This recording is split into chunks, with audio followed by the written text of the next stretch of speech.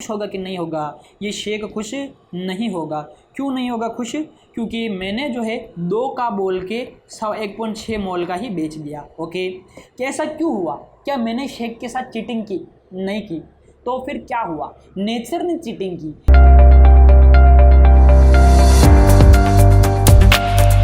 Hello दोस्तों, तो कैसे हैं आप सब लोग? मैं इश्तियाक हुसैन श्रीराम कोचिंग क्लासेस चित्तौड़गढ़ में आपका हार्दिक स्वागत करता हूं। दोस्तों, हमने केमिस्ट्री की क्लासेस स्टार्ट की थी 12th बोर्ड के लिए, और हमारा एक टॉपिक चल रहा था विलियन यानी कि सॉल्यूशन। तो इस टॉपिक के अंदर हमारी 2 क्लासेस हो चुकी थी, और इन 2 क्लासों में हमने बहुत सारा जो है बेसिक्स पढ़ लिया था इस चैप्टर के लिए। और हमने इसके अंदर लास्ट जो क्लास में डिस्कस किया था वो मोलरिटी और मोललिटी यानी कि मोलरता और मोलरता के बारे में डिस्कस किया था। लेकिन ये टॉपिक बीच में ही रह गया था, इसको वापस से कंटिन्यू करते हैं। तो हालांकि डेफिनेशन फॉर्मूला सारा कुछ हो चुका था मोलरता और मोलरता दोनों का ही, लेकिन यहाँ पर अभी भी इनको थोड़ा बहुत समझना और बाकी था।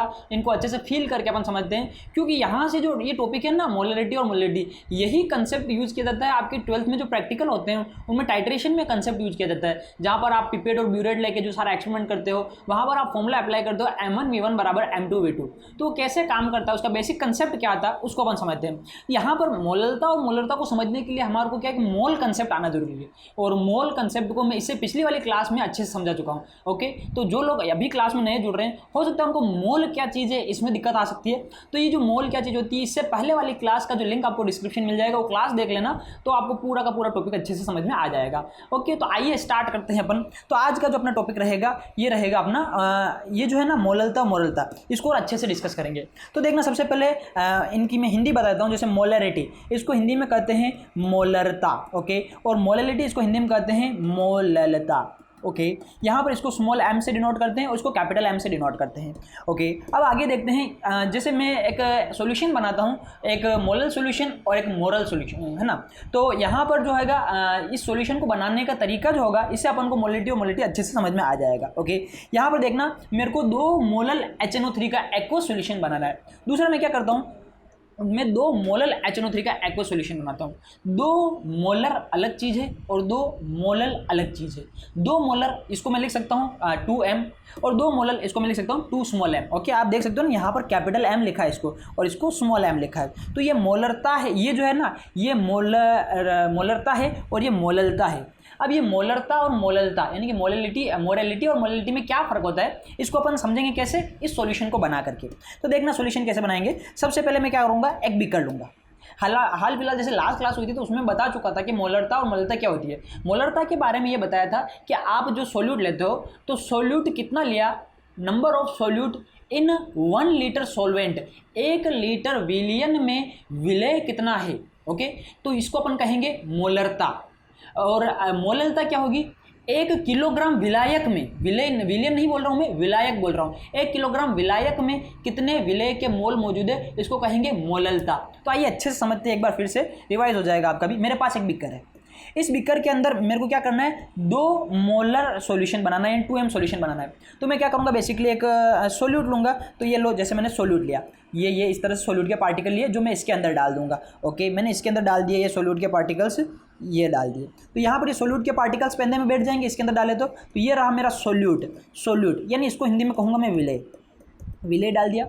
अब विलय डालने के बाद क्या करते हैं, जैसे मेरा विलय जो होगा इसके अंदर चला जाएगा, ये विलय है, विलय के पार्टिकल इसके अंदर चले गए, सोल्यूट।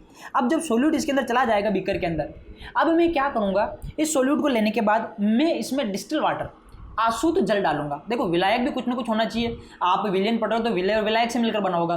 तो विलायक वैसे तो कुछ भी हो सकता है, लेकिन हम जो जितना भी काम में लेते हैं ज़्यादातर अपन क्या लेते हैं, आशुद्ध जल काम में लेते हैं। तो यहाँ पर अपन क्या करेंगे, पानी मिलाएंगे। नॉर्मल पानी नहीं, ये आशुद्ध जल है। ओके, जिसमें और कुछ नहीं होता, केवल H2O के जो मॉलिक्यूल्स होंगे, अणु होंगे, वही आपको देखने को मिलेंगे। तो यहाँ पर मैंने क्या किया, इसके अंदर विलय लिया। अब मैं इसके अंदर पानी डालना स्टार्ट कर देता हूँ। तो ये लो, मैं पानी डाल दिया, पानी डालता जाऊँगा, ऐसा पानी डालूंगा। अब ये पानी में कितना डालूंगा, आप देख सकते हो, ये बीकर मेरे पास है, इस पर ये 1 लीटर की मार्किंग दिख रही है आपको। ओके, 1000 ml कितना होता है, 1 लीटर। तो यहाँ पर अगर पानी आ जाएगा तो ये 1 लीटर हो जाएगा, 1 लीटर। तो यहाँ तक मैं इसमें क्या कर दूंगा, पानी भर दूंगा। तो ये मैंने पानी भर दिया, कितना पानी भरा है मैंने, 1 लीटर तक, 1 लीटर तक कर दिया। अब यहाँ पर ये नहीं कहेंगे कि 1 लीटर पानी है, यहाँ पर 1 लीटर मार्किंग हुई ना, तब ये सोल्यूट भी इसके अंदर काउंट हो गया और सोलवेंट यानी कि विलायक, ये विलायक ये भी इसके अंदर काउंट हो गया। तो विलेय और विलायक मिलकर के 1 लीटर होना चाहिए। तो इस चीज़ को अपन क्या कहेंगे, मोलरता, मोलरिटी। ओके, तो क्या होगा, मोलरिटी का फॉर्मूला क्या बन जाएगा, number of moles of solute upon volume of solution. यहाँ पर ध्यान रखना सॉल्यूशन यानी कि टोटल। मैंने क्या किया, एक बीकर लिया, बीकर में जितने मोल मेरे को लेने थे, जैसे यहाँ पर है 2 मोलर सॉल्यूशन, तो मैंने यहाँ पर 2 मोल लिए सोल्यूट के। कितने मोल लिए, 2 मोल। तो 2 मोल सोल्यूट लिया।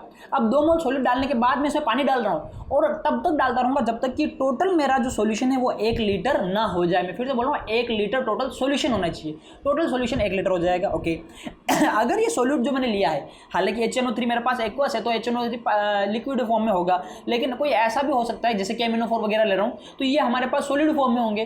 तो सॉलिड फॉर्म में होगा तो वो कम जगह गिरेगा और लिक्विड फॉर्म में होगा तो ज़्यादा जगह गिरेगा। तो अगर वो ज़्यादा जगह गिरने वाला होगा तो फिर हमारा जो विलायक होगा ये कम मात्रा में होगा। तो टोटल कितना आएगा, टोटल ओवरऑल मिला के 1 लीटर हो जाएगा। अपने को बस ये ध्यान रखना, ओवरऑल अपने पास सॉल्यूशन कितना आ गया, 1 लीटर। इसको अपन क्या कहेंगे, मोलरता कहेंगे। अब मोलरता के बाद मैं बात करता हूँ मोललता की। ओके हाँ, हालांकि मोलरिटी को अपन कैपिटल M से डिनोट करते हैं, तो इसका फॉर्मूला भी हमने लिख लिया था, number of solute, number of moles of solute यानी कि N1 अपॉन में वॉल्यूम ऑफ सॉल्यूशन। इसको मैंने VmL लिखा था, सॉरी V लीटर लिखा था। किसमें होना चाहिए, लीटर में। और इसी को फिर मैंने आगे लिखा था कि ये लीटर में होना चाहिए नीचे वाला, तो ये इसको आप ऐसे लिखते हो N upon VmL into 1000। Okay, यहाँ पर एक डाउट आ जाता है कि 1000 से गुना क्यों किया। हाँ, हाल फिलहाल सबको पता है कि जो है ना लीटर और ml में जो है 1000 का संबंध कुछ ना कुछ होता है, कि 1 लीटर में 1000 ml होते हैं। लेकिन ये ऊपर गुना करने वाला जो है ना, ये मैं थोड़ी देर बाद एक्सप्लेन करूंगा क्लास के लास्ट में। क्यों, क्योंकि आगे जाकर के जब मैं H2O2 की वॉल्यूम स्ट्रेंथ पढ़ाऊंगा तो वहाँ पर आपको एक चीज़ ऐसी देखने को मिलेगी कि एक बार तो मैं ml को लीटर में चेंज कर रहा हूँ तो 1000 से नीचे में गुना करूँगा और यहाँ पर मैं 1000 से ऊपर गुना कर रहा हूँ, तो इसका चक्कर क्या है, लोचा क्या है। तो उस चीज़ को समझाने के लिए मैं अभी तो आप इस फॉर्मूले को सीधा याद रखो। हाल फिलहाल, हालांकि मैंने लास्ट क्लास में इसको समझा दिया कि 1000 से ऊपर गुना क्यों कर रहे हैं, लेकिन हाल फिलहाल ऐसे याद रखो कि कोई बात नहीं, 1000 से गुना करना है इसको, ml को हमने यहाँ पर ना ml में दिया होगा तब। अब लास्ट जो टॉपिक पढ़ूंगा ना, उसमें मैं 1000 से कब ऊपर गुना कर रहे हैं, कब नीचे गुना कर रहे हैं, उसका कंसेप्ट समझाऊंगा। ओके हाँ, यहाँ पर देखना, ये हमारा मोलर सॉल्यूशन तैयार हो गया, मोलरिटी हो गई। ओके, मोलरिटी हो गई। अब मेरे को मोललिटी समझना है। मोललिटी का मतलब क्या है, जैसे मैं एग्जांपल लेता हूँ कि मेरे को 2 मोलल HNO3 का एक्वस सॉल्यूशन बनाना है, यानी कि स्मॉल 2m है ना, छोटा m लिखा है, ये वाला सॉल्यूशन बनाना है। तो क्या करेंगे, वही फंडा, सबसे पहले एक बीकर लेंगे। अब देखना, यहाँ पर ध्यान देंगे, यहाँ पर बीकर लेंगे और बीकर के अंदर मेरे को HNO3 डालना है। अब मैं HNO3 कितना डालूंगा, तो पहले इसमें कितना HNO3 डाला था, 2 मोल, जब मैं मोलर सॉल्यूशन बना रहा था। अब मैं जब मोलर सॉल्यूशन बनाऊंगा तो जो मैं HNO3 डालूंगा, वो HNO3 जो मैं डालूंगा अभी भी वो 2 मोल ही होगा। तो ये मैंने 2 मोल जो है HNO3 ले लिया। ओके, HNO3 कितना है, ये मेरा सोल्यूट है, विलेय है, जो कि मैंने कितना लिया, 2 मोल। 2 मोल HNO3 लूँगा। किसके अंदर, इसके अंदर मैं पानी लूँगा, पहले भी पानी लिया था, लेकिन अब थोड़ा सा फर्क है। यहाँ पर जो मैं पानी लूँगा वो सोलवेंट होगा, पहले भी पानी सोलवेंट था, लेकिन पहले टोटल मिला के मेरा वॉल्यूम कितना हो रहा था, 1 लीटर। और यहाँ पर मैं जो पानी ले रहा हूँ वो ले रहा हूँ 1 kg। कितना पानी लेंगे, 1 kg। तो 1 kg विलायक में, 1 kg सॉल्वेंट में मिलाए गए सोल्यूट के जो मोल्स होते हैं, इसको तो मोललिटी कहते हैं, मोललता कहते हैं। और विलेय के मोल लिए और विलायक डाला और टोटल मिलाकर के अगर 1 लीटर बन गया तो वहाँ पर अपन इसको मोलरता कहेंगे। तो मोलरता और मोललता में बेसिक कंसेप्ट है ये। जैसे इसका फॉर्मूला देख लेते हैं तो और अच्छे से आएगा। यहाँ पर मोलरता क्या होगी, मोललिटी क्या होगी, तो मोललिटी होगी number of moles of solute upon में amount of solvent in kg। यहाँ पर ध्यान देना, मैं रेड कलर से दिखता हूँ, यहाँ पर सॉल्वेंट लिखा है, अपॉन में क्या आ रहा है, सॉल्वेंट बोले तो विलायक। यहाँ पर क्या आ रहा है, यहाँ पर सॉल्यूशन आ रहा है, मतलब यहाँ पर तो ओवरऑल आपका मिलाकर के 1 लीटर होना चाहिए और यहाँ पर सॉल्वेंट ही 1 kg है। अब 1 kg होना अलग बात है और 1 लीटर होना अलग बात है। कुछ लोग अगर ये सोच रहे हैं कि 1 लीटर और 1 kg बराबर होता है, तो ऐसी बात नहीं है, अलग अलग टेम्परेचर पर ये वेरी करता है। ओके, तो हाँ, किसी टेम्परेचर हो सकता है कि 1 लीटर आपका जो सॉल्वेंट है वो 1 kg के बराबर हो, लेकिन हर टेम्परेचर पर लीटर kg बराबर नहीं होते। ओके, आप 1 लीटर दूध ले रहे हो और 1 किलो दूध ले रहे हो, तो हो सकता है कि कभी कभी आपने मेजर किया होगा 1 लीटर 1 किलो बराबर आ गया, लेकिन आप टेम्परेचर बढ़ा करके या घटा करके मेजर करना तो आपकी ये जो है ना ये बदल जाएगा, कंसेप्ट समझ में आएगा कि जो है ना लीटर और केजी बराबर नहीं हो सकता। ओके, क्यों? यहाँ पर अपन एक चीज़ समझ सकते हैं कि जो होता है ना घनत्व बराबर द्रव्यमान बटा आयतन। ओके, घनत्व बराबर द्रव्यमान बटा आयतन, यानी कि डेंसिटी बराबर मास अपॉन वॉल्यूम। तो यहाँ पर जो होगा मास कभी चेंज नहीं होता है। ओके, मास तो जितना है उतना रहेगा। अगर मान लो डेंसिटी बढ़ेगी तो वॉल्यूम घटेगा, और मान लो डेंसिटी घटेगी तो वॉल्यूम बढ़ेगा। तो यहाँ पर जो होगा ना लीटर केजी यानी कि मास, और यहाँ पर लिया है लीटर में, तो लीटर जो होगा ना वो कहीं ना कहीं डेंसिटी के घटने बढ़ने पर कम ज़्यादा हो सकता है ये वाला, लेकिन जो मास होगा ये मास जो है ना 1 लीटर का मास हमेशा 1 केजी हो ऐसा ज़रूरी नहीं है। ओके देखो इसको मैं और अच्छे समझाता हूँ। तो यहाँ पर जैसे इसका फॉर्मूला बना था, इसका भी फॉर्मूला बन जाता है मोलरिटी का। कहाँ गया? मोलरिटी का फॉर्मूला फिर से बन जाता है स्मॉल m बराबर मोल्स ऑफ सोल्यूट अपॉन में अमाउंट ऑफ सॉल्वेंट, यानी कि V2 किस में होना चाहिए? ये केजी में होना चाहिए। अगर ये केजी में नहीं, बाई चांस कभी कभी लीटर में आ जाता है तो लीटर में होगा, तो सॉरी केजी में नहीं ग्राम में होगा। तो अगर ये V2 ग्राम में होगा तो 1000 से ऊपर गुणा कर देंगे। ये ऊपर ही क्यों गुणा किया, नीचे क्यों नहीं किया, इसका कंसेप्ट मैं थोड़ी देर बाद क्लास के लास्ट में बताऊंगा, जो सारी चीज़ें एक साथ कंपेयर करूंगा। तो ओके, तो ये इसका फॉर्मूला हो जाएगा, इसका फॉर्मूला पहले ही पढ़ लिया है। अब देखना अभी भी कन्फ्यूजन है तो कन्फ्यूजन को दूर कर लो। मोलरता यानी कि मोलरिटी क्या होगी? मोलरिटी होगी कि विलेय के सोल्यूट के मोल किसके अंदर? टोटल 1 लीटर सॉल्यूशन में। 1 लीटर सॉल्यूशन में कितने सॉल्यूट है उसको अपन कहेंगे मोलरिटी। और मोलरिटी क्या होगी? 1 किलोग्राम सॉल्वेंट में, 1 किलोग्राम सॉल्वेंट में सोल्यूट के मोल्स कितने हैं उसको कहेंगे मोलरिटी। तो सिंपल है, 1 किलोग्राम विलायक में विलेय के मोल कहेंगे मोलरता, और विलेय के मोल किसमें? 1 लीटर विलियन में, उसको कहेंगे मोलरता। ओके, आगे और बढ़ जाते हैं थोड़ा सा। अब देखते हैं, हमने मोलरिटी देखी और मोलरिटी देखी। अब मोलरिटी और मोलरिटी में अच्छा कौन है? दोनों में से अच्छा कौन है? अपने को किस में काम करना चाहिए? तो इसको मैं एक एग्जांपल से समझाता हूँ। देखो, जैसे मैं चित्तौड़गढ़ में हूँ अभी। चित्तौड़गढ़ का अपन जैसे मान लेते हैं, टेम्परेचर अभी तो नहीं है लेकिन मान लेता हूँ मैं, सर्दियों में यहाँ का टेम्परेचर कभी कभी एक दिन मैंने नोट किया 27 डिग्री सेंटीग्रेड।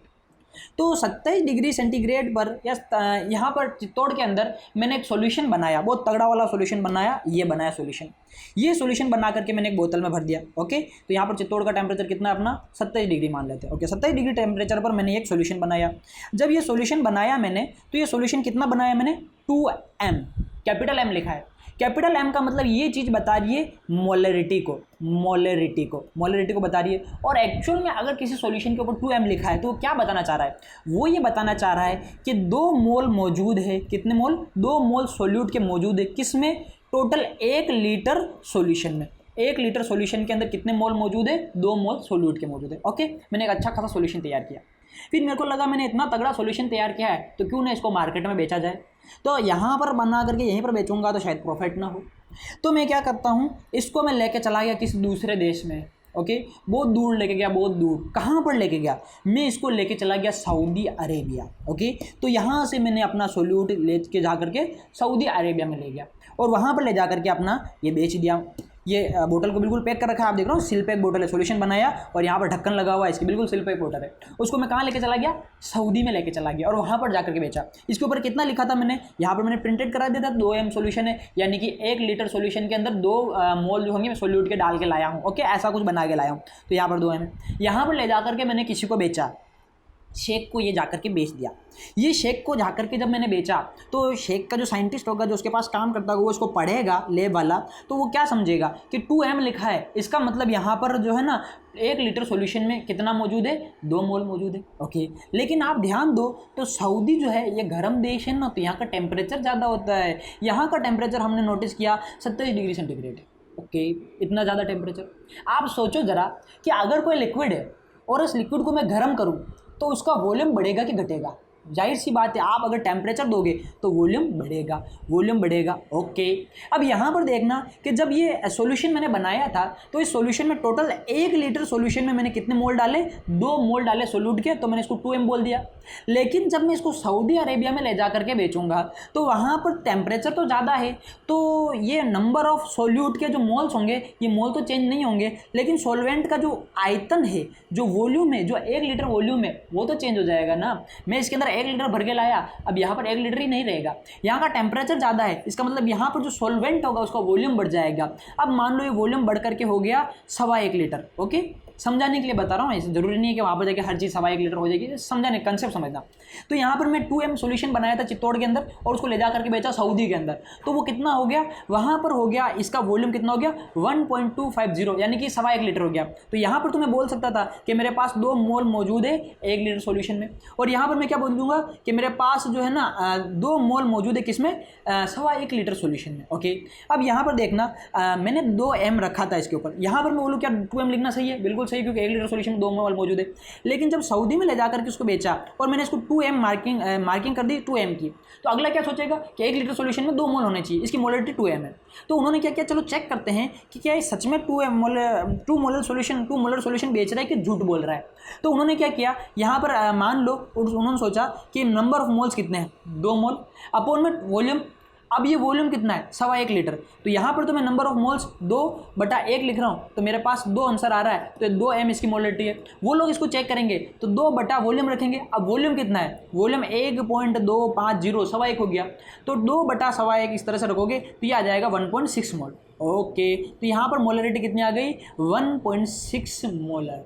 ओके, मैंने क्या बोला, मैंने बोला कि मैं 2M का सॉल्यूशन बना के लाया, 2 मोलर सॉल्यूशन बना के लाया, और जब मैंने इसको बेचा और उन्होंने टेस्ट कर लिया तो मेरा सॉल्यूशन कितना पाया गया, मेरा सॉल्यूशन 1.6M का ही पाया गया। क्या समझे, वो शेख लोग सारे मेरे को छोड़ेंगे नहीं भैया, इनको गलत माल बेच रहा हूँ, 2 का बोल के 1.5 का ही बेच रहा हूँ, 1.6 का बेच दिया तो ये शेख खुश होगा कि नहीं होगा, ये शेख खुश नहीं होगा। क्यों नहीं होगा खुश, क्योंकि मैंने जो है 2 का बोल के 1.6 मोल का ही बेच दिया। ओके, कैसा क्यों हुआ, क्या मैंने शेख के साथ चीटिंग की, नहीं की, तो फिर क्या हुआ, नेचर ने चीटिंग की। यहाँ का टेम्परेचर अलग था, चित्तौड़ का टेम्परेचर कितना था, चित्तौड़ का जो टेम्परेचर था वो 27 डिग्री था और सऊदी का टेम्परेचर 40 डिग्री था, तो टेम्परेचर बदलने की वजह से वॉल्यूम बदल गया, तो फिर मेरी मोलरिटी भी बदल गई। लेकिन अगर मैं काम करता, मैं मोलरिटी की बजाय मोलरिटी को यूज़ में लेता, यानी मैं एक सॉल्यूशन बनाता, फिर से चित्तौड़ में आ गया, चित्तौड़ में मैं एक सॉल्यूशन बनाता यहाँ पर, और वो जो सॉल्यूशन होता है इसको मैं बता देता हूँ कि 2m है। 2m का मतलब क्या है, इसका मतलब है मेरे पास 2 मोल सोल्यूट के मौजूद है, किस में, 1 किलोग्राम सॉल्वेंट में, 1 किलोग्राम सॉल्वेंट में 2 मोल सोल्यूट किस में मौजूद है, 1 किलोग्राम सॉल्वेंट में। ओके, जब मैं इसको यहाँ से ले जा करके सऊदी में बेचूंगा, ये सऊदी में आ गया मैं, और इस सऊदी के अंदर इसको बेच रहा हूँ, तो जब सऊदी में बेचूंगा तो मैं इसको 2M लिख के बेचूंगा। अगर वो चेक करता है तो वो देखेगा 2 मोल किस में, 1 किलोग्राम सॉल्वेंट में, तो 2/1, यहाँ पर भी रीडिंग कितनी आएगी 2M, और यहाँ पर भी रीडिंग कितनी आएगी 2M। सर जी यहाँ पर कोई फर्क नहीं पड़ा क्या, अरे भैया अभी तो सिखाया था, टेम्परेचर बदलने पर मास थोड़ी बदलता है, तो यहाँ पर तो हमने क्या लिया केजी क्या है, मास, केजी क्या है, मास यानी कि द्रव्यमान, तो द्रव्यमान तापमान के अनुसार थोड़ी बदलता है, द्रव्यमान तो है जो फिक्स रहेगा, द्रव्यमान संरक्षण का नियम लागू होगा, तो यहाँ पर द्रव्यमान तो नहीं बदलेगा, द्रव्यमान नहीं बदलेगा, तो यहाँ पर मोलर सॉल्यूशन जो होगा, अगर मैं मोलर सॉल्यूशन बना के ले जाता तो शायद चीटिंग नहीं होती। अगर मैं इसको 2M बोल के लाया सॉल्यूशन को और यहाँ पर उन्होंने क्रॉस चेक किया, उनको भी 2M मिला, तो फिर इस बार शेख दुखी होगा कि खुश हो जाएगा, भैया इस बार शेख खुश हो जाएगा, बहुत सारा पैसा देगा। क्यों, क्योंकि सच बोला 2M। पिछली बार मैं झूठ बोला था क्या, नहीं, पिछली बार भी सच बोला था, लेकिन मैं जो 2M बोल के लाया था एक्चुअल में जब इन्होंने चेकिंग किया तो 1.6M निकल गया। ऐसा क्यों हुआ, टेम्परेचर की वजह से वॉल्यूम चेंज हो गया था, लेकिन इस बार ऐसा नहीं हुआ। उम्मीद करता हूँ आपको कंसेप्ट समझ में आया होगा। अगर आप इस कंसेप्ट को समझ गए तो आपको पता चल गया कौन ज़्यादा अच्छा है, मोलरिटी या मोललिटी। तो नीचे वाली तो है मोललिटी, मोललता, और ऊपर वाली है मोललिटी यानी कि मोललता, सॉरी मोलरता, ऊपर वाली मोलरता, नीचे वाली मोललता। ओके, तो आप देखते हैं कौन सा ज़्यादा अच्छा है, तो आपको लग रहा होगा कि नीचे वाला ज़्यादा अच्छा है। ओके, सही बात है, नीचे वाला, क्योंकि टेम्परेचर के अकॉर्डिंग ही चेंज नहीं हो रहा। लेकिन आपने अगर ध्यान दिया हो प्रैक्टिकल में, अगर आपने प्रैक्टिकल के क्वेश्चन करें बहुत सारे, तो हर जगह आपको 2M 1M 2.5M इस तरह से लिखा होगा, यानी कि ज़्यादातर आपको कौन सा देखने को मिल रहा है, आपको मोलरिटी देखने को मिल रही है, मोलरिटी देखने को मिल रही है। मतलब लैब में कौन सा यूज़ किया जाता है, मोलरिटी। तो सर जी अभी तो बोल रहा है कि मोलरिटी ज़्यादा बढ़िया है। मैं किसी को अच्छा बुरा नहीं कहता, क्योंकि अगर मैं एक को अच्छा कह दूँ दूसरे को बुरा कह दूँ तो कोई बुरा मान जाएगा, तो इस वजह से अपन खुद समझ सकते हैं, है तो दोनों ही सही है, लेकिन एक टेम्परेचर के अकॉर्डिंग बदल जाता है, एक टेम्परेचर के अकॉर्डिंग नहीं बदलता है। तो फिर लैब में कोई खास फर्क नहीं पड़ता है क्या, इनको लैब में तो सबका यूज़ करके, तो बोलो भैया लैब तो एक ही जगह है ना, तो एक ही जगह है तो एक ही जगह, तो आप अगर जिस टाइम पे प्रैक्टिकल कर रहे हो तो अचानक से आपकी कंसंट्रेशन चेंज नहीं होगी। अगर आपने जो सॉल्यूशन बनाया वो लंबे टाइम तक पड़ा रहता है, ओके, जैसे मान लो सर्दियों में सॉल्यूशन बना के रख दिया और गर्मियों में जाकर के आप प्रैक्टिकल कर रहे हो, तब जाकर के कंसंट्रेशन चेंज होगी। लेकिन आपको पता है कि जब आप प्रैक्टिकल करते हो तो कंसंट्रेशन सारे सॉल्यूशन जितने भी आपको दिए जाते हैं वो ताज़ा बनाए जाते हैं सारे के सारे, क्योंकि पुराने तो खराब हो जाते हैं। तो इस वजह से लैब में ज़्यादातर मोलैलिटी यूज की जाती है। ओके, अगर मैं क्या काम करता, मैं एक काम और कर सकता था। जब मैंने ये बनाया तो मैंने 2m लिख के दिया, मैं प्रिंटेड करा देता, क्योंकि चित्तौड़ का तापमान 27 डिग्री है, तो मैं इसको ऐसे प्रिंट कराता 2m एट 27 डिग्री सेल्सियस, और फिर मैं इसको ले जा करके यहाँ पर बेचता सऊदी में, तो यहाँ पर लिखा होता 2m एट 27 डिग्री सेल्सियस। जब मैं शेख को ये सामान बेचता, शेख इसको क्रॉस चेक करता और शेख को ये 1.6 मिलता, तो क्या शेख नाराज़ होता? नहीं होता। क्यों? क्योंकि शेख को पता है कि हमारे यहाँ का टेम्परेचर कितना है, 40 डिग्री, और इसने लिखा है साथ में क्या, 27 डिग्री सेंटीग्रेड। तो अगर टेम्परेचर मेंशन कर दिया तो शेख समझ जाएगा टेम्परेचर की वजह से क्या हुआ, ये चेंज हो गई होगी मोलैलिटी। हाँ, इसीलिए आपने ध्यान दिया हो तो आपके केमिस्ट्री के बहुत सारे न्यूमेरिकल क्वेश्चन होते हैं ना, उसमें कहीं पर भी टेम्परेचर का बहुत सारे क्वेश्चन में यूज नहीं होता, फिर भी साथ के साथ टेम्परेचर दिया होता है क्वेश्चन में। क्यों दिया होता है? क्योंकि केमिस्ट्री का रूल है, आप अगर अच्छे से मोलैलिटी को एक्सप्लेन करना चाह रहे हो तो मोलैलिटी के साथ में आप टेम्परेचर लिख दो, तो पता चल जाए कि इस टेम्परेचर पर मोलैलिटी इतनी है। अगर टेम्परेचर चेंज हुआ तो मोलैलिटी चेंज हो सकती है, मोलरता चेंज हो सकती है। मोलरता टेम्परेचर पर डिपेंडेंट नहीं होती। ओके, तो मेरी जो लास्ट क्लास हुई थी उसमें मैंने बताया था कि ये टेम्परेचर डिपेंडेंट है और ये टेम्परेचर इंडिपेंडेंट है। अब वो क्यों है, उम्मीद करता हूँ आपको समझ में आ गया होगा। ओके, अच्छा एक और बात बताऊँ, यहाँ पर टेम्परेचर 27 डिग्री था, आप यहाँ से यहाँ पर गए तो टेम्परेचर बढ़ा, टेम्परेचर बढ़ा, आपने देखा यहाँ पर 1 लीटर सॉल्यूशन था, यहाँ से यहाँ गए तो यहाँ पर सॉल्यूशन 1.25 लीटर हो गया। टेम्परेचर बढ़ने पर क्या हो गया, वॉल्यूम बढ़ गया, तो टेम्परेचर बढ़ा तो वॉल्यूम भी बढ़ा। ओके, यहाँ पर मैं पूछूँ कि कंसंट्रेशन कितनी है, तो यहाँ पर कंसंट्रेशन आपने बताई 2m, और जब मैं बोलूँ यहाँ पर कंसंट्रेशन कितनी मिली तो आप बोलोगे 1.6m, यहाँ पर कितनी मिली 1.6m। तो क्या समझे, वॉल्यूम तो बढ़ा लेकिन कंसंट्रेशन क्या हो गई, कम हो गई। तो यहाँ पर अपन एक कंसेप्ट समझ सकते हैं, concentration is inversely proportional to volume. सांद्रता जो होती है वो आयतन के व्युत्क्रमानुपाती होती है, यानी अगर आयतन बढ़ेगा तो सांद्रता घटेगी और अगर आयतन घटेगा तो सांद्रता बढ़ेगी। ये कंसेप्ट आप दिमाग में सेट कर सकते हो। ओके, अच्छा, लैब में अगर आपने कभी टीचर को या लैब असिस्टेंट को काम करते देखा हो तो आपके पास कंसंट्रेट सॉल्यूशन होता है ना, कंसंट्रेट का मतलब सांद्र सॉल्यूशन। वो बोलते हैं इसको कोई हाथ नहीं लगाएगा, ये खतरनाक है, जैसे H2SO4 का कंसंट्रेट सॉल्यूशन है। फिर बोलते हैं इसको डाइल्यूट कर दो, लैब असिस्टेंट इसको डाइल्यूट करता है। डाइल्यूट करने के लिए क्या करता है, उसमें वाटर, डिस्टिल वाटर डालता है ना, आंसू तो जल डालता है, तो इसमें H2O डालता है। अब जैसे H2O डाला तो बोलो कि इसका टोटल वॉल्यूम क्या हो जाएगा, बढ़ जाएगा। अब वॉल्यूम बढ़ जाएगा तो उसकी कंसंट्रेशन क्या हो जाएगी, कम हो जाएगी। कंसंट्रेशन कम हो जाएगी, उसी को अपन क्या बोलेंगे, डाइल्यूट, यानी उसमें पानी मिला दिया है ना। तो H2SO4 अगर कंसंट्रेट हो, उसमें अच्छा सा शुद्ध जल मिला दो तो वो डाइल्यूट H2SO4 बन जाता है। हाँ, हर कैसे पानी नहीं मिलाते, इसके लिए भी M1V1 बराबर M2V2 यूज करके माप तोल के करना पड़ता है सारा। ओके, हाँ जी, यहाँ पर आप ये कंसेप्ट समझ चुके होंगे कि मोलैलिटी में कौन अच्छी है, तो दोनों ही अच्छी है, अपन किसी को भला बुरा नहीं कह सकते। अगर आप मोलैलिटी को लिखते हो तो साथ में टेम्परेचर लिख दो, तो आपका क्वेश्चन गलत नहीं होगा, आपकी रीडिंग गलत नहीं मानी जाएगी। ओके ओके, नेक्स्ट आगे एक और चीज़ देखते हैं अपन, बेसिक्स देखते हैं प्रैक्टिकल के अंदर। अपन क्या करते हैं एक्स्ट्रा ज्ञान लेते हैं प्रैक्टिकल के लिए। आप प्रैक्टिकल करते हो ना, तो प्रैक्टिकल में भी आपको क्या किया जाता है कि ब्यूरेट होती है, पिपेट होती है, आपको कुछ सोल्यूशन से देते हैं और आप जाके उसके साथ थोड़ा सा पिपेट को मुँह में लेके उसमें एक्जुलाइटिक इसको खींचते हो, पीते हो, सारा काम करते हो। तो ये सारा जब आप प्रैक्टिकल करते हो ना, तो लास्ट में आप एक इंडेक्स बनाते हो और ऑब्जर्वेशन इंडेक्स है ना, उसको भरते हो पूरा, इतना ऑब्जर्व हुआ, इतना ऑक्सोलोएसिटिक डाला, ब्यूटेरी इसमें इतनी टाइट्रेशन, इतने पर टाइट्रेशन हो गई हमारी, इतने पे पिंक कलर आ रहा है, ऐसे सारा करते हो। फिर लास्ट में आप कैलकुलेट करते हो तो एक फॉर्मूला यूज़ करते हो, M1V1 बराबर M2V2, और इस फॉर्मूले में अलग अलग वैल्यू रख के आप अलग अलग कैलकुलेशन करते रहते हो। तो ये फॉर्मूला कहाँ से आता है, क्या होता है इस फॉर्मूले का, इसको अपन समझते हैं। तो इसके लिए मैं क्या करता हूँ कि मैं लैब में गया और लैब में मेरे को बच्चों को प्रैक्टिकल कराने थे, तो मैंने लैब में अब प्रैक्टिकल कराने के लिए बच्चों को कुछ ना कुछ सोल्यूशन देना होता है टाइट्रेशन कराने के लिए। तो बच्चे को मैं सोल्यूशन दूंगा तो पहले ना बहुत सारा सोल्यूशन एक साथ बना के रख देते हैं, क्योंकि अगर हर बार मैं नए नए सोल्यूशन बनाऊंगा तो हर बच्चे की अलग अलग रीडिंग आ जाएगी, तो फिर ग्रुप में कैसे क्या कराएंगे बच्चे को, है ना, और दिक्कत भी ज़्यादा होगी। तो पहले क्या करते हैं, बहुत सारा सोल्यूशन बना के रख देते हैं, उसको बोलते हैं स्टॉक, पूरा स्टॉक करके रख लेते हैं अच्छा सा बना के ना। जैसे मैंने बना के रख लिया 10 लीटर सोल्यूशन, कितने का, 3m कंसंट्रेशन का, कुछ भी ले सकता हूँ, मैंने कुछ भी लिया, 3m मोलर कंसंट्रेशन का मैंने क्या बना दिया, 10 लीटर सोल्यूशन बना दिया। ओके, अब 10 लीटर में से मैं डेली बच्चों को 3-4 दिन तक प्रैक्टिकल कराने होंगे, तो इस 10 लीटर में से निकाल के बच्चों को देता रहूँगा। ये पूरा कंटेनर है, इसमें मेरा 10 लीटर सोल्यूशन पड़ा है। ओके, 10 लीटर सोल्यूशन कितनी कंसंट्रेशन का, 3m कंसंट्रेशन का सोल्यूशन पड़ा है। ओके, अब मैं प्रैक्टिकल करा रहा हूँ, बच्चों को प्रैक्टिकल करा रहा हूँ ओके, तो यहाँ पर बच्चों ने रीडिंग अच्छे से कर लिया, सब कुछ कर लिया, सब कुछ हो रहा है। फिर मैंने सॉल्यूशन खत्म हो गया, मैंने फिर से सॉल्यूशन बना दिया और फिर से सॉल्यूशन मैंने बनाया 3m मोलर कंसंट्रेशन का 10 लीटर सॉल्यूशन बना दिया। अब 10 लीटर सॉल्यूशन बनाए देखना। तो आपको ये तो पता है कि जो सॉल्यूट है यहाँ पर 3m का मतलब क्या होगा। इस 3m का मतलब होता है कि 3 मोल सॉल्यूट के किस में मौजूद है, 1 लीटर सॉल्यूशन के अंदर। तो 1 लीटर सॉल्यूशन में 3 मोल मौजूद है। ये टोटल कितना है, 10 लीटर। तो 1 लीटर में 3 मोल है, तो टोटल 10 लीटर में कितने मोल होंगे, 30 मोल होंगे। ओके, इतना तो आप समझ सकते हो, 30 मोल होंगे।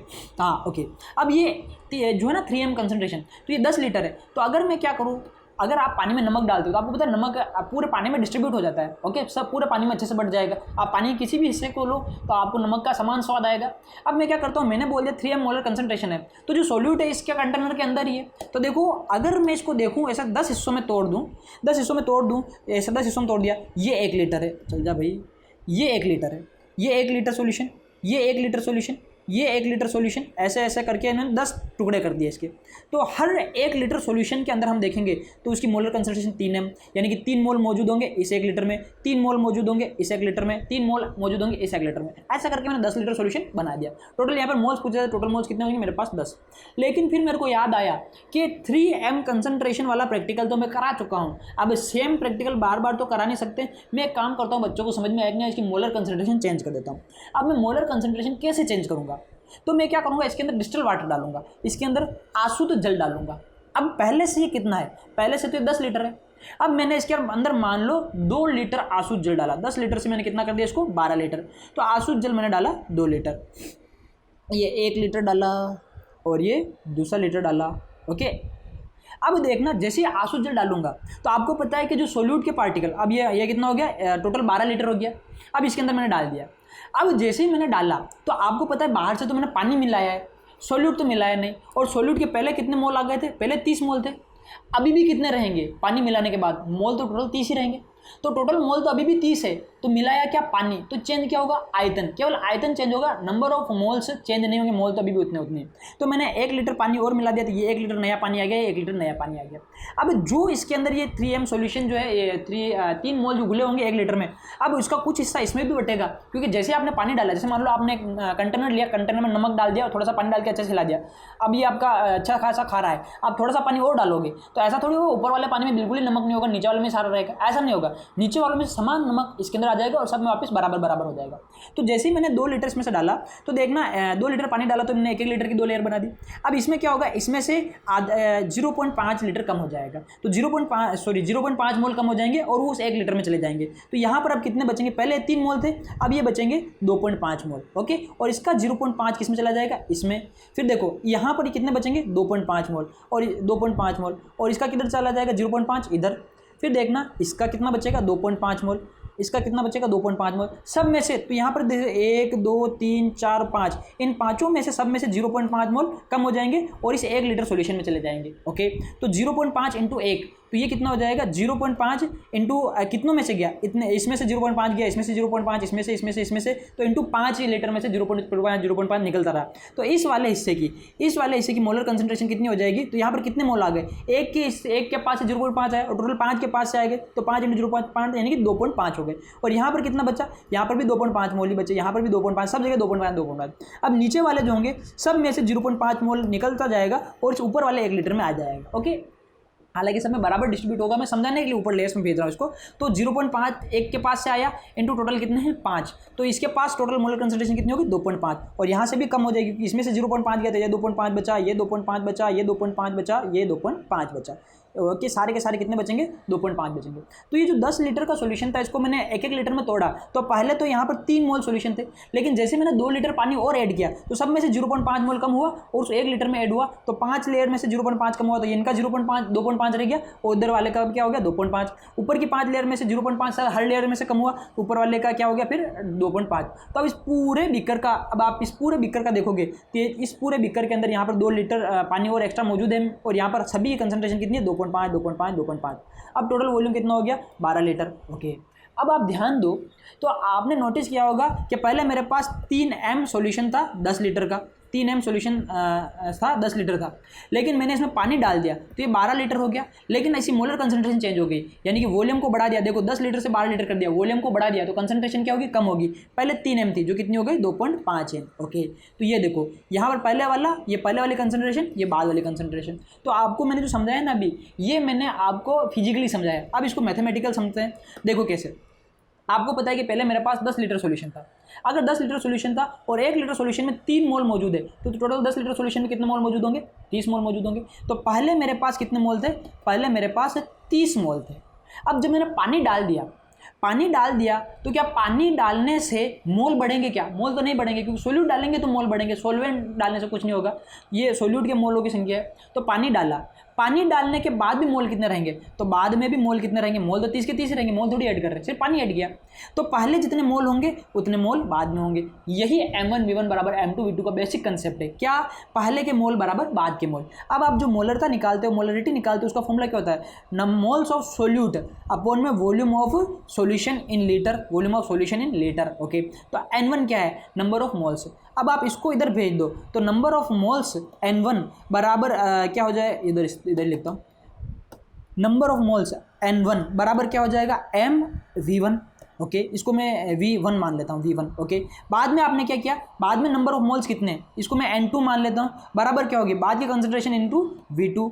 अब आप देखो कि पहले मोल 30 थे, बाद में भी मोल 30 है, मतलब n1 और n2 बराबर है। तो जब ये दोनों बराबर है तो mv1 बराबर mv2। अब ये v1 पहले का आयतन, v2 बाद का आयतन। पहले कितना था 10 लीटर और बाद में कितना हो गया 12 लीटर। अब देखो इसके अंदर पहले कंसंट्रेशन m कितनी थी, 3 थी, और बाद में जब मैंने चेंज किया था पानी डाल करके तो वो मेरा m कितना आ गया था, वो मेरा 2.5 आ गया था। तो इससे अपन क्या समझ सकते हैं कि मोलर कंसंट्रेशन चेंज हो रही है, यानी कि ये m और ये m एक नहीं है, ये अलग अलग है। तो मैं इसको m1 बोल देता हूँ काले कलर से, इसको m1 बोल देता हूँ, इसको m2 बोल देता हूँ। तो यहाँ पर मैं क्या बोलूँगा, m1 बराबर m2। तो ये क्या हो गया, m1v1 बराबर m2v2। पहले m1 कितना था जैसे हमारे पास, तो ये जो m1 था पहले हमारे पास 3 था, लेकिन बाद में कितना हो गया 2.5 हो गया। तो ये बेसिक होता है, मोल के ऊपर डिपेंड होता है कि पहले जितने मोल होंगे उतने ही मोल बाद में होंगे। तो m1v1 बराबर m2v2, यही आप ऐसा प्रैक्टिकल में करते हो है ना, जितने भी क्वेश्चन करते हो उसमें। तो ये हो गई भैया जी मोलरता के ऊपर सारी बातें। चलो एक क्वेश्चन करते हैं। आप बेसिक समझ लो पहले क्या है, m1v1 बराबर m2v2, पहले कंसंट्रेशन इनटू पहले का वॉल्यूम बराबर बाद की कंसंट्रेशन इनटू बाद का वॉल्यूम। यहाँ पर भी मोल्स बराबर, यहाँ पर भी मोल्स बराबर। ओके, अब अपन इसके ऊपर एक क्वेश्चन कर लेते हैं ताकि समझ में आ जाए कि अपन इसको टॉपिक को समझे कि नहीं समझे। देखो, calculate the volume of solvent to be added 5 litre solution of 1.5 m, अलग colour, 1.5 m NaOH to make it 0.5 m solution and also calculate final volume. देखना क्या है, मेरे पास 1.5 m NaOH का एक सॉल्यूशन है, कितना है 5 लीटर सॉल्यूशन है, यानी मेरे पास m1 पहले की कंसंट्रेशन 1.5 m का एक सॉल्यूशन मौजूद है, कितना v1 पहले कंसंट्रेशन कितना 5 लीटर मौजूद है। तो मेरे पास इतना सॉल्यूशन मौजूद है। कह रहा है कि इसको कितना बनाना है, इसको 0.5 m का बनाना है, यानी बाद की कंसंट्रेशन m2 कितनी करनी है 0.5 m। तो बनाने के लिए कितना विलायक मिलाना पड़ेगा, आयतन कितना होगा, और विलयन का फाइनल यानी कि v2 फाइनल इसका कितना हो जाएगा, ये अपने को निकालना है। तो क्या कह रहा है, मेरे पास NaOH का एक सॉल्यूशन है, कितना है 1.5 m का, और टोटल कितना वॉल्यूम है इसका 5 लीटर है। अब इस 5 लीटर सॉल्यूशन को 1.5 m के सॉल्यूशन को मेरे को 0.5 m सॉल्यूशन बनाना है। तो मेरे को इसके अंदर कितना पानी ऐड करना पड़ेगा, वो पानी की कंसंट्रेशन कितनी होगी वो बतानी है, और ऐड करने के बाद टोटल कंसंट्रेशन कितनी हो जाएगी इसकी वो बतानी है। ओके, तो कितना आसान है, अपने पास m1v1 है, m2v2 है, सिर्फ पानी ऐड करें, मतलब मोल चेंज नहीं होंगे। तो m1v1 जो होगा वो किसके बराबर होगा, m2v2 के बराबर होगा। कितना आसान है, देखो m1 कितना है 1.5, v1 कितना है इंटू 5 बराबर m2 कितना है 0.5 और v2 कितना है, ये आपको निकालना है। ओके, तो आप इसको करोगे तो बट्टावा में 10, ओके, इसको करोगे तो बट्टावा में 10, 10 से 10 गया बस। ओके, ये कट जाएगा 5 के पाड़े से, 5 के पाड़े से कटेगा एक बार, और ये 5 के पाड़े से कटेगा एक बार। तो v2 कितना आ गया भैया जी, v2 आपका 15 आ गया। अब पहले v2 कितना, v2 आपका कितना आ गया 15 आ गया ये 5 लीटर ही तक क्या, हाँ v2 15 आ गया। तो आपका पहले v1 पहले का आयतन कितना था पहले आपका था 5 litre, okay. V2 final volume, ये रहा फाइनल, कहाँ गया, final final final final volume कितना आ गया आपके पास, 15 लीटर। अब 5 से 15 हुआ तो आपने कितना ऐड किया होगा, एडेड वॉल्यूम ऑफ सॉल्वेंट, वो कितना होगा एडेड, वो होगा 10 लीटर, ओके 10 लीटर। तो ये भैया जी टोटल ये क्वेश्चन हो गया है जिसमें जो पूछा गया है कि कैलकुलेट द फाइनल वॉल्यूम, ये कितनी है, तो कैलकुलेट कर लिया हमने, ये कितनी आ गई फाइनल वॉल्यूम, 15 लीटर। फिर पूछ रहा है एंड दूसरा देख रहा है कि जो आपने सोलवेंट मिला है, calculate the volume of solvent, जो सोलवेंट मिला है उसका वॉल्यूम कितना है, तो जो सोलवेंट मिला है कितना है हमारे पास 10, तो ये रहा 10 लीटर, ओके। ऐसे ही क्वेश्चन आप प्रैक्टिकल वगैरह में करते रहते हो, ओके। हाँ जी, आगे बढ़ते हैं, थोड़ा सा आगे की बातें करते हैं। कुछ बेसिक टर्म्स होती है जो लैब में यूज़ की जाती है, उन बेसिक टर्म्स को अपन डिस्कस कर लेते हैं। जैसे देखना, लैब के अंदर आप यूज़ करते हो तो आपने कभी न कभी कोई क्वेश्चन किया होगा तो उसके अंदर आपने देखा होगा मोलर इस तरह से लिखा होगा। तो कहीं पर आपको मोलर सॉल्यूशन ऐसा लिखा हुआ दिख जाए, उस मोलर सॉल्यूशन लिखे हुए का मतलब क्या होता है, मोलर सॉल्यूशन का मतलब होता है 1 m concentration, 1 capital M। 1 capital M का मतलब क्या है, 1 मोल, कितना मोल भैया, 1 मोल, ये सही से लिख देते हैं, 1 मोल सोल्यूट मौजूद है किसके अंदर, 1 लीटर विलियन में, 1 लीटर विलियन सॉल्यूशन के अंदर कितना मौजूद है, 1 मोल। कभी कभी आपको मोलल सॉल्यूशन लिखा हुआ देखने को मिलता है, यानी कि स्मॉल m।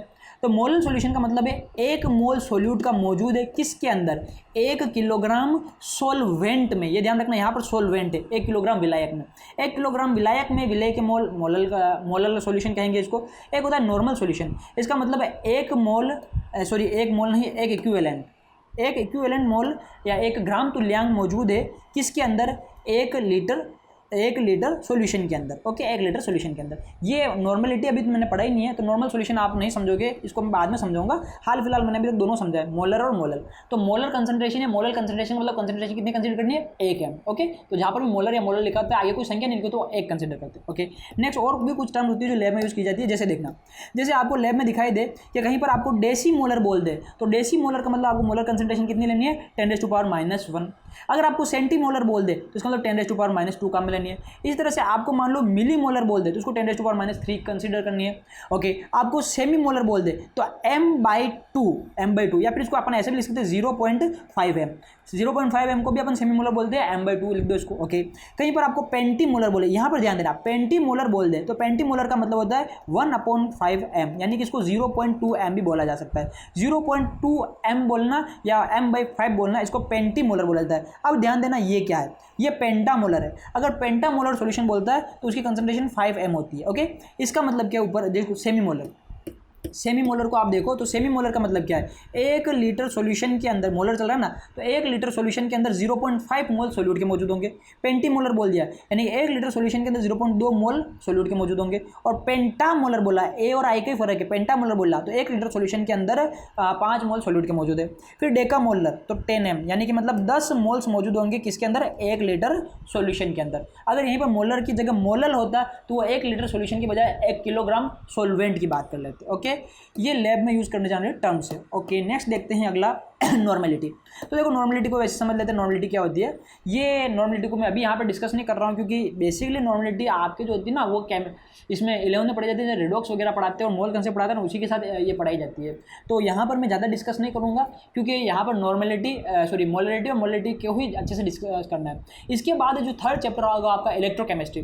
तो इलेक्ट्रोकेमिस्ट्री के अंदर मेरे को क्या करना है, मेरे को यहाँ पर जो है ना कंडक्टिविटी बतानी होगी, तो उस कंडक्टिविटी में इसका कंसेप्ट कहीं कहीं मैं यूज़ करूँगा, तो वहाँ पर मैं इसको अच्छे से एक्सप्लेन करूँगा। एक पूरी एक क्लास लग जाएगी इसमें, तो वहाँ पर इस पर अच्छे से क्वेश्चन करेंगे, सारा ध्यान वहीं देंगे। हाल फिलहाल के लिए डेफिनेशन देख लेते हैं कि 1 लीटर सॉल्यूशन के अंदर विलय के तुल्यांकों या ग्राम तुल्यांकों की संख्या क्या कहते हैं, नॉर्मलता कहते हैं, ग्राम तुल्यांक, ओके।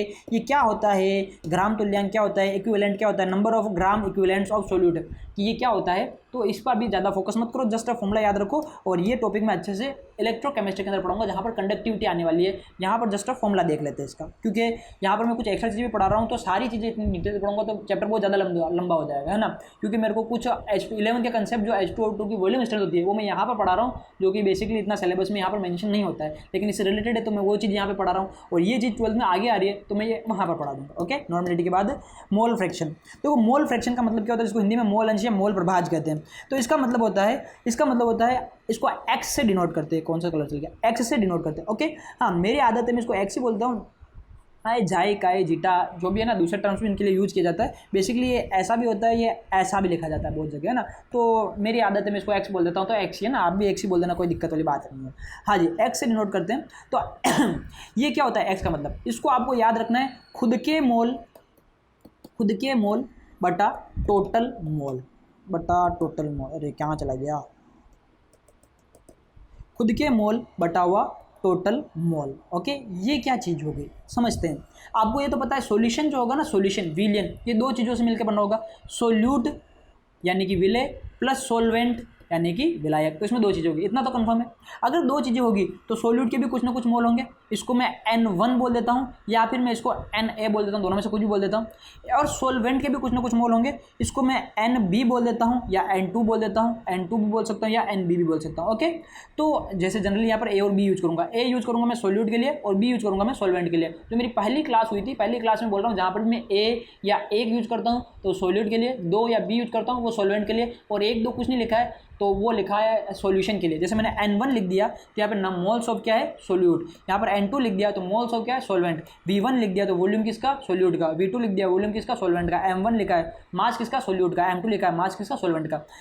यहाँ पर मैंने N लिख दिया तो N का मतलब मैं N1 प्लस N2 की बात कर रहा हूँ सॉल्यूशन के लिए। V लिख दिया यानी कि सॉल्यूशन का आयतन, जिसके नंबर नहीं दे रहा हूँ वो सॉल्यूशन के लिए, जिसके नंबर दे दिए वो सोल्यूट सोलवेंट के लिए। ओके, तो यहाँ पर अपन देखते हैं कि जो एक्स को या एक्स के लिए क्या है कि खुद के मोल बटा टोटल मोल। तो आपका जो सोल्यूशन होगा दो चीज़ों से मिलकर बना होगा, किससे आपका सोल्यूशन सोल्यूट और सोलवेंट से मिलकर बना होगा। तो मैं अगर सोल्यूट के मोल फ्रैक्शन की बात करता हूँ, सोल्यूट के मोल अंश की बात करता हूँ तो उसको XA लिख देता हूँ, और सोलवेंट के मोल अंश की बात करता हूँ उसको XB लिख देता हूँ। तो सोल्यूट का जो मोल अंश होगा, सोल्यूट का मोल अंश क्या होगा, मोल्स ऑफ सोल्यूट।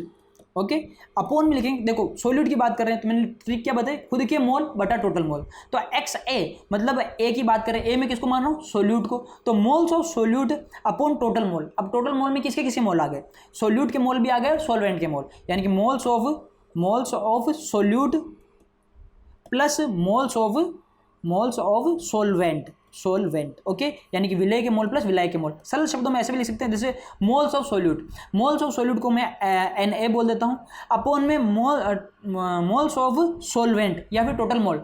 इस सॉल्यूशन के अंदर टोटल मोल कितने होंगे, तो Na प्लस Nb, ये दोनों ही तो इसके अंदर होंगे, तो Na प्लस Nb या N1 प्लस N2 भी बोल सकता हूँ, तो इसको लिख सकते हैं Na प्लस Nb। ओके, हाँ, अब दूसरा देखो, अगर मेरे को XB के यानी कि किसके पूछे होते हैं, मेरे को सोलवेंट के मोल फ्रैक्शन पूछा होता, तो मैं क्या लिखता, मोल्स ऑफ सोलवेंट अपॉन में moles of solute plus moles of solvent, इसको मैं टोटल मोल बोल देता हूँ, अपॉन में टोटल मोल्स। ओके, दोनों ही तरीके से लिख के दिखा देता हूँ। तो इसको क्या लिखूंगा, NB upon Na plus NB, इसको मोल फ्रैक्शन कहते हैं, मोल प्रभाज या मोल फ्रैक्शन या मोल अंश कहते हैं। ओके, देखो तो क्या सीखे ओवरऑल, आपको याद रखना है टोटल मोल, खुद के मोल बटा टोटल मोल। XA यानी कि सोल्यूट के लिए मोल अंश कितना होगा, तो इसके मोल Na अपॉन में टोटल मोल कितना है Na प्लस Nb।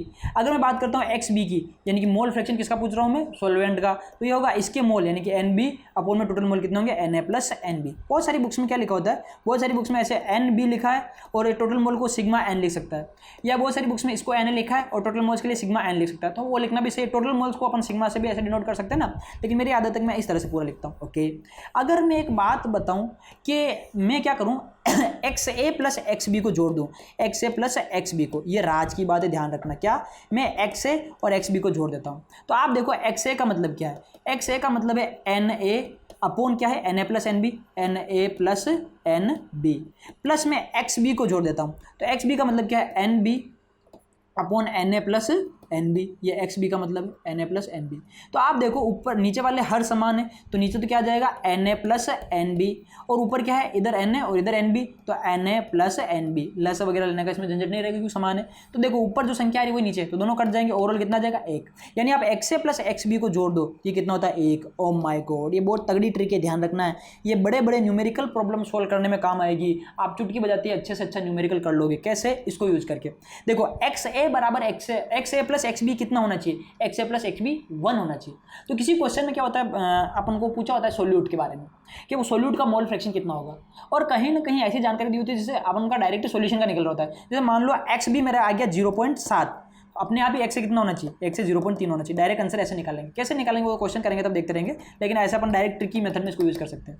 यहाँ पर आपको एक चीज़ ध्यान में रखनी है, क्या, इसको और तरीके से आप यूज़ में ले सकते हो। यहाँ पर x a plus x b बराबर कितना है 1, तो कोई पूछ ले x a कितना है तो उसको अपन बोल सकते हैं क्या x a कितना है, तो अपन बोल सकते हैं क्या 1 minus x b, 1 minus x b. और इसको ऐसे भी लिख सकते हैं क्या, एक्स बी पूछ ले तो क्या इसको 1 माइनस एक्स ए लिख सकते हैं क्या। देखो इसको इधर भेजोगे माइनस का हो जाएगा, तो ये भी इससे ट्रिकी तरीके से आप इसको याद रखना, ये आगे कहीं ना कहीं काम आएगा। ये हो गई मोल फ्रैक्शन की बातें। मोल फ्रैक्शन के बाद अब क्या बचता है, अब अपने पास बचता है वॉल्यूम स्ट्रेंथ ऑफ H2O2। लेकिन क्लास काफ़ी लंबी हो चुकी है, तो अब ये वॉल्यूम स्ट्रेंथ को अपन कल ही करेंगे, क्योंकि थोड़ा सा बड़ा टॉपिक है वॉल्यूम स्ट्रेंथ का, 15 मिनट खींच जाएंगे इसके अंदर तो टॉपिक ज़्यादा हो जाएगा। तो कल की क्लास में वॉल्यूम स्ट्रेंथ के बारे में बात करेंगे H2O2 के, जो कि इस चैप्टर में आपके हो सकता है मेंशन नहीं हो, लेकिन ये आप जो 11th पढ़ते हो ना, CBSE RBSE दोनों की अब सेम बुक हो गई, तो 11th में जहाँ पर आप हाइड्रोजन के बारे में पढ़ते हो, तो हाइड्रोजन के अंदर ही कहीं कहीं H2O2 दिया होता है। तो H2O2 की जो कंसंट्रेशन होती है, या जो 10V लिखा है या 5V लिखा है, इसका मतलब क्या होता है, इसको कैसे पढ़ते हैं, उसको H2O2 की वॉल्यूम स्ट्रेंथ या हिंदी में H2O2 का आयतन सामर्थ्य कहते हैं। तो वो अपन कल की क्लास में डिस्कस करेंगे, थोड़ा सा लंबा टॉपिक है। फिर इस पहले वाले मोलरिटी को मैं उससे कंपेयर करके थोड़ा सा बताऊंगा, इन दोनों के बीच में एक रिलेशन भी निकालेंगे अपन, और फिर लास्ट में जाकर के अपन क्या पढ़ेंगे, सोल्युबिलिटी स्टार्ट कर देंगे। सोल्युबिलिटी का मतलब विलेयता, तो विलेयता क्या होगी उसको अच्छे से समझेंगे। फिर गैसों की विलेयता, द्रवों की विलेयता, सबकी विलेयता पढ़नी है। फिर राउल्ट हेनरी के सारे रूल्स वगैरह आ जाएंगे। तो क्लास आप एक भी मिस मत करना, और जिनको ये क्लास भारी लग रही है तो उसका एक ही रीजन हो सकता है कि इससे पहले वाली क्लास आपने नहीं देखी होगी, तभी ऐसा होगा, क्योंकि मैं हर क्लास को इतना बेसिकली लेके चलता हूँ। मैं ये मान के चलता हूँ कि बच्चा 11th में शायद 12th में डायरेक्ट प्रमोट होकर आया, उसको 11th का कुछ भी नॉलेज नहीं है, तो जहाँ जहाँ पर भी जरूरत होती है मैं 11th का नॉलेज का छिड़काव करता रहता हूँ। तो आप वो पिछली वाली क्लासें देख लेना, तो आपको बिल्कुल भी भारी नहीं लगेगा, क्योंकि अब हो सकता है किसी को मोल में दिक्कत आ रही हो, किसी को सोल्यूट सोलवेंट में दिक्कत आ रही हो, तो सोल्यूट सोलवेंट की सारी जानकारी मैंने पहली क्लास में दे दी, उसके बाद मोल की जानकारी दूसरी क्लास में दे दी, इससे पहले बहुत सारी और भी जानकारी थी जो इससे रिलेटेड थी, सारी की सारी दे दी। स्टेप बाय स्टेप चलते रहेंगे, चैप्टर बहुत ही जल्दी अपन कंप्लीट कर लेंगे, और नेक्स्ट चैप्टर अपन इलेक्ट्रोकेमिस्ट्री स्टार्ट करने वाले। ओके, तो इस वीडियो को लाइक कीजिए, चैनल को सब्सक्राइब कीजिए, और जो भी आपको प्रॉब्लम्स आ रही है क्वेश्चन में, न्यूमेरिकल में, किसी में भी, तो आप कमेंट कर सकते हैं कमेंट में, और आपको इसका आंसर मिल जाएगा। ओके, मिलते हैं अगली क्लास में, तब तक के लिए जय हिंद और जय भारत।